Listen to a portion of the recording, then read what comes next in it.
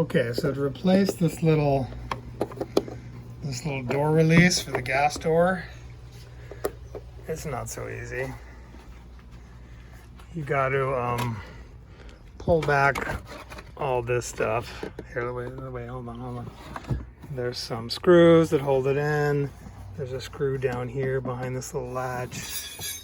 There's a screw here. I think those are the only screws we took out. Take this 2 screws here on these hinges that pull this pan out. Then you can pull this thing back. Okay, we had to drill some holes or punch some holes in this panel to get to it out. And then release these 2, pull this out of the way. Then you can reach down in there. You can reach down in there and just disconnect that rod. Just pops in to that little end of the connector there. Pop it out.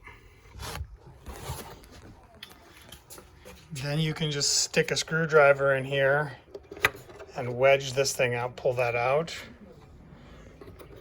Make sure the open end on this little tang sticking out, there's an open side.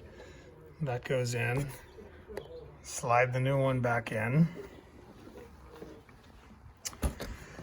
And then reconnect this actuator rod from the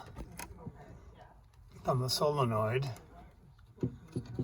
And then put this back in. And yeah, that's it. So the key thing is I think making these holes in here. I don't know how you could get to it through here. I suppose you could, but it's blind and you'd have to have a really small hand.